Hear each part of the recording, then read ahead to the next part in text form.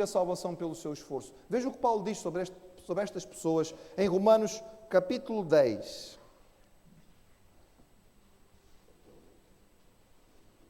Romanos capítulo 10, a partir do verso 1.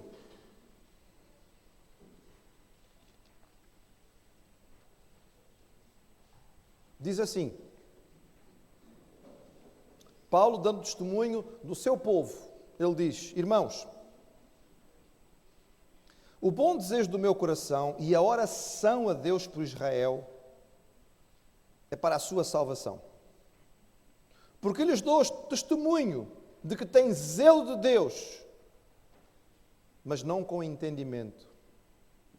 Porquanto, ignorando a justiça de Deus e procurando estabelecer a sua própria justiça, não se sujeitaram à justiça de Deus, porque o fim da lei é Cristo, para a justiça de todo aquele que crê.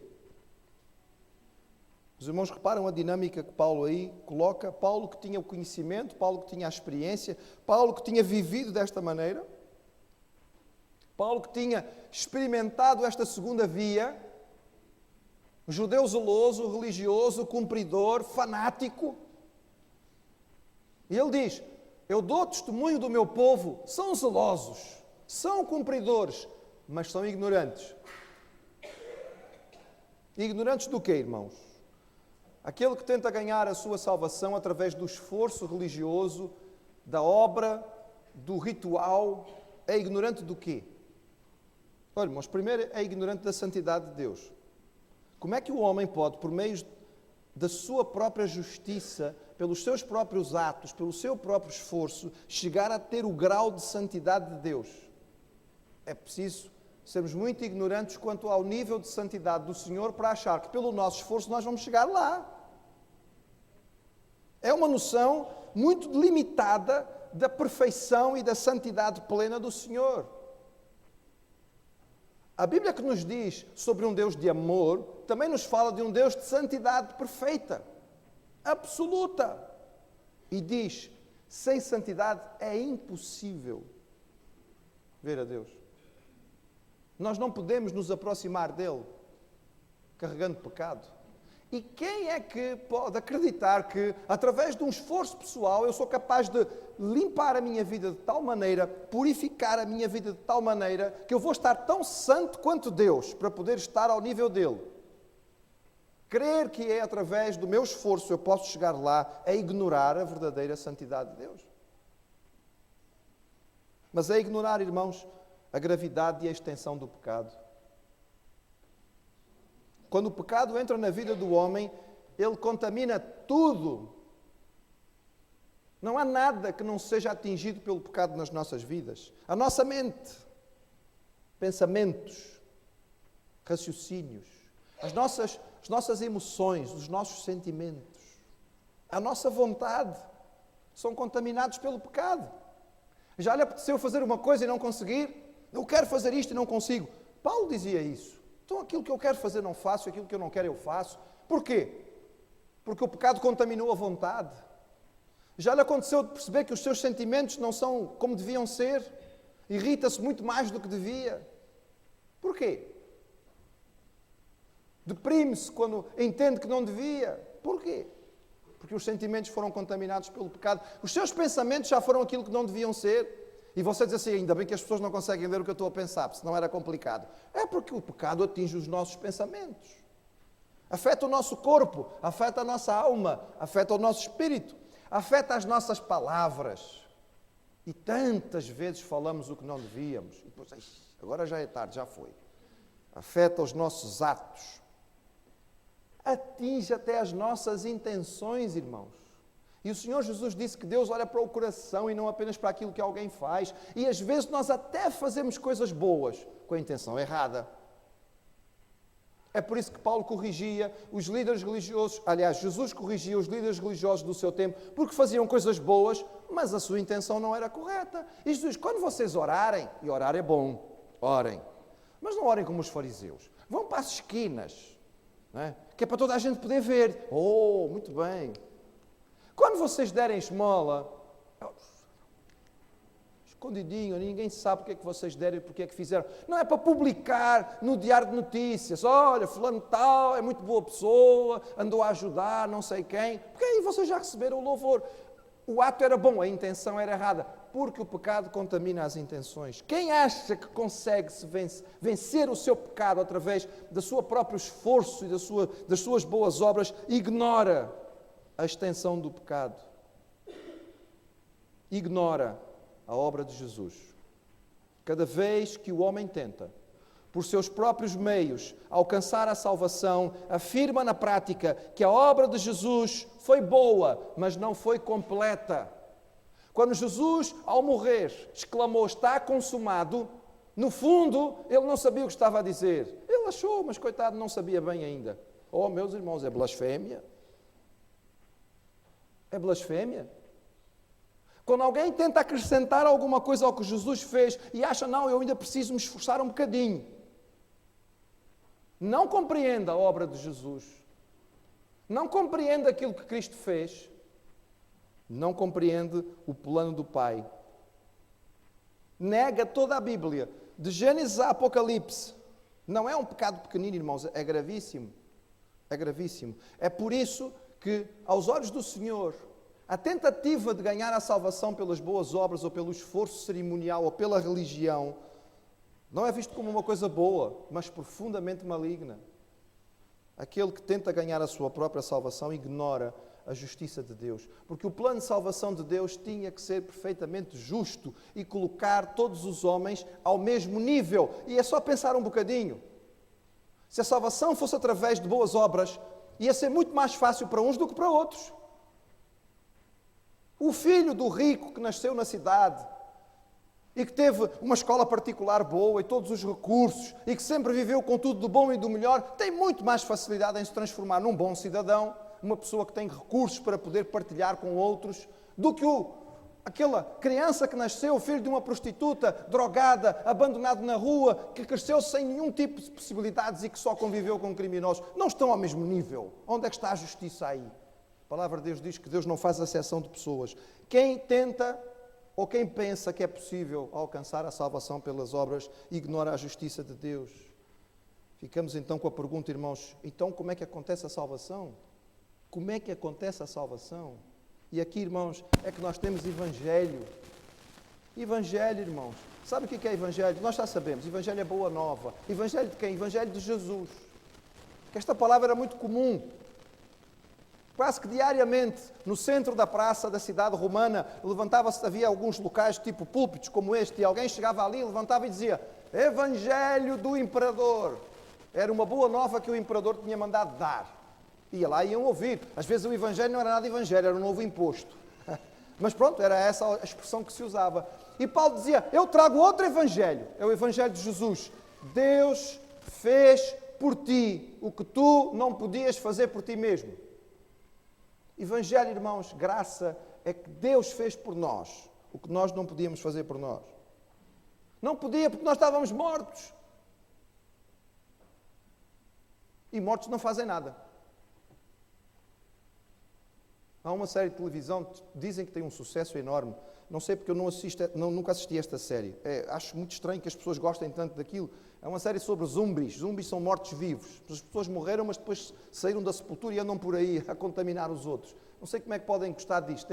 O nome da série é Os Mortos que Andam, alguma coisa assim do género. Que coisa medonha. Se algum morto sair da sepultura ou do cemitério e começar a andar por aí, acho que ninguém vai achar interessante. Vamos todos sair a correr a fugir. Mortos não fazem nada, irmãos. Nós estávamos mortos dos nossos pecados. Como é que podíamos fazer alguma coisa para a nossa salvação? Então Deus tinha que fazer por nós. E como é que Ele fez, irmãos? A Bíblia diz que Deus, Ele destinou, Ele designou, Ele escolheu. Os irmãos têm a Bíblia aberta em Romanos, espero que não tenham fechado, no capítulo 9, é só virar a página, talvez. O irmão tem aí uma afirmação que por vezes alguns têm dificuldade em compreender, mas nós também temos que pregá-la porque faz parte da palavra. Diz assim, capítulo 9, versículo 15. Pois diz a Moisés, terei misericórdia de quem eu quiser ter misericórdia e terei compaixão de quem eu quiser ter compaixão. O nosso Deus é soberano, é Ele que decide. É Ele que escolhe. E para que não houvesse dúvidas, Paulo dá exemplos. Aí no capítulo 9 que o irmão tem aí um dos exemplos, no versículo 13. Como está escrito: amei Jacó, mas rejeitei Esaú. Quando? Depois que eles tinham feito alguma coisa boa? O versículo 11 diz assim: não tendo eles ainda nascido, nem tendo feito bem ou mal, para que o propósito de Deus segundo a eleição ficasse firme, não por causa das obras, mas por aquele que chama. Foi antes de eles nascerem, irmãos, que Deus designou e disse: olha, é o mais novo que vai ser. Eu escolhi o mais novo, não escolhi o mais velho. E algumas pessoas têm dificuldade com isto. E algumas pessoas têm mesmo tanta dificuldade que chegam a dizer assim: mas espera aí, mas será que isto é correto? Será que isto é justo? Isto não é novidade, irmãos. No tempo de Paulo já algumas pessoas argumentavam desta maneira. E a resposta de Paulo é o seguinte: vejam lá, irmão, capítulo 9, versículo 20. Ele diz assim: mas ao homem, quem és tu que a Deus replicas? Porventura a coisa formada dirá a que a formou, porque me fizeste assim? Ou não tem o oleiro poder para do barro, para da mesma massa fazer um vaso de honra e outro para desonra? Então nós achamos que temos capacidade de chegar à presença do Senhor e questionar as suas decisões. É interessante, irmãos, porque Paulo utiliza um outro exemplo. E aí mesmo neste capítulo ele está a falar sobre aquilo que Deus fez no caso de Faraó do Egito. E é muito interessante, irmãos, porque os irmãos abrem o texto de Êxodo e os irmãos leem a respeito do Faraó e o texto diz 5 vezes que Deus endureceu o coração de Faraó. Mas o texto também diz 5 vezes que o Faraó endureceu o seu próprio coração. E alguns, diante desta situação, dizem assim: bem, pastor, isto é muito complicado, então em que é que ficamos? Não consigo conjugar as duas coisas. Afinal, é Deus que escolhe e salva, ou é o homem que tem a sua própria responsabilidade? Irmãos, a Bíblia diz as duas coisas. A Bíblia diz que Deus escolhe e salva, e diz que o homem é responsável. E a pessoa vai insistir e vai dizer: não, então não podemos entender. O que é que acontece, irmãos? Bem, dentro da igreja cristã, ao longo de muitos anos, tem havido uma guerra por causa disto. E uns ficam com o grande teólogo reformador chamado Calvino e se apresentam como calvinistas. É Deus que escolhe. Deus é soberano. E eles têm razão. E há outros que ficam com outro teólogo chamado Armínio e dizem: somos arminianos. É o homem que toma a sua decisão, ele é responsável pela sua situação. E eles estão certos. E o irmão vai outra vez dizer: pastor, então não consigo entender. Irmãos, não é para entender. A palavra dos fala é para aceitar. Deus elege e o homem é responsável. O mesmo texto que está aqui a falar-nos a respeito de uma coisa também nos fala sobre a outra. Eu gosto muito da resposta que foi dada por Spurgeon. Eu dou hoje àqueles que me pressionam e tentam que eu dê uma resposta sobre a matéria, eu dou a mesma resposta de Charles Spurgeon, um grande pregador batista do século XIX. As pessoas apertaram Spurgeon na parede e dissessem: afinal tu és o quê? Calvinista ou arminiano? E Spurgeon disse: eu não sou nenhuma coisa nem outra, eu procuro seguir a Bíblia. Para mim, a eleição e a responsabilidade humana são duas estradas, estão lado a lado. E eu vejo essas estradas caminhando, e até onde eu consigo ver, elas não se cruzam. Isso não quer dizer que elas não se cruzem lá na frente. A minha visão é muito limitada. A Bíblia tanto me diz uma coisa quanto me diz outra. Eu aceito pela fé e eu creio que assim deve ser. A Bíblia diz e nós aceitamos. Agora, a mesma palavra e o mesmo texto que está a dizer a respeito da eleição de Deus, e o irmão está aberto em Romanos, no capítulo 10. Veja o que diz lá, irmãos. Capítulo 10. O mesmo texto que nos diz que o nosso Deus soberanamente escolhe, também diz no capítulo 10, verso 9, a saber, se com a tua boca confessares ao Senhor Jesus e em teu coração creres que Deus o ressuscitou dos mortos, serás salvo. Visto que com a salvação se crê para a justiça e com a boca se faz confissão para a salvação. Porque a Escritura diz: todo aquele que nele crer não será confundido. E o versículo 13 diz: todo aquele que invocar o nome do Senhor será salvo. O que é Evangelho, irmãos? É aquilo que Deus fez por nós. O que é a graça e a salvação do Senhor é aquilo que Ele fez por nós e que nós não podíamos fazer por nós mesmos. Quem é que age para a salvação do homem? Deus age para a salvação do homem porque Ele é soberano. Ele elege e eu sou responsável por mostrar a minha fé, por entender e aceitar a revelação que Ele me deu, por confessar com os meus lábios e crer no meu coração. Esta mensagem, irmãos, longe de fechar o nosso coração, porque algumas pessoas dizem, mas então se é assim, então não precisamos pregar para ninguém, porque é Deus que vai escolher. Paulo está a defender a eleição do Senhor, e isto nunca fechou o coração dele, ele foi o grande missionário. E o irmão continua com o seu texto aberto, veja o que ele diz a seguir. Logo a seguir de falar a respeito da salvação. Todo aquele que invocar o nome do Senhor será salvo. Verso 14. Como, pois, invocarão aquele em quem não creram? E como crerão naquele em quem não ouviram? E como ouvirão se não há quem pregue? E como pregarão se não forem enviados? Os irmãos percebem? O mesmo autor que nos disse que Deus escolhe, também nos fala um dos maiores textos missionários de sempre, sobre a nossa responsabilidade de pregar, para que as pessoas possam ouvir, para que elas possam descobrir que o Deus soberano, na sua graça, escolhe e salva. Este é o Evangelho, irmãos, que nós apresentamos. É graça pura, do começo ao fim, do princípio ao fim. Nós não merecemos e não há nada que possamos fazer para a nossa salvação, mas o Senhor fez por nós. Na sua misericórdia, Ele enviou o seu Filho. No seu amor, o Filho submeteu-se ao Pai e cumpriu o seu plano até ao fim, à morte, e morte de cruz, para que o seu nome seja exaltado soberanamente e ao seu nome se dobre todo o joelho daqueles que estão no céu, na terra e debaixo da terra, e aquele que o confessar será salvo, diz a palavra do Senhor. Irmãos, quando nós entendemos isto, acontece uma série de coisas. Primeiro, isso tira um peso enorme das nossas costas. Aqueles que vivem sob o peso das boas obras para a salvação, vivem em angústia. Pergunta a alguém que crê na salvação pelas obras se ele já sabe se está salvo ou não. Ele vai dizer que não. Pergunta a ele, e quando é que você vai saber? Não vou saber. Mas não é um bocado angustiante isto? Não vou saber nunca. Será que um Deus de amor nos deixaria eternamente na dúvida? O amor deixa na dúvida? Minha irmã, acha que o seu marido a ama? Tem certeza? Ou ele a deixou na dúvida? Eu espero que tenha convicção. Meu irmão, tem certeza de que a sua esposa o ama? O amor, irmãos, tem como característica a certeza, a confiança, o compromisso. Então um Deus que ama vai nos deixar aqui pendurados sem saber se estamos ou não salvos? Quando entendemos a salvação de Deus pela sua graça, irmãos, isto tira um peso de cima de nós. Eu não preciso me concentrar nas minhas obras, eu tenho que me concentrar naquilo que Deus fez por mim e louvá-lo. Mas, irmãos, isso também me faz dobrar os meus joelhos em adoração, agradecer ao meu Deus, ser grato de forma plena. Senhor, Tu fizeste o que eu nunca poderia. Se fosse por mim, eu nunca seria salvo, mas Tu me salvaste, Senhor, obrigado.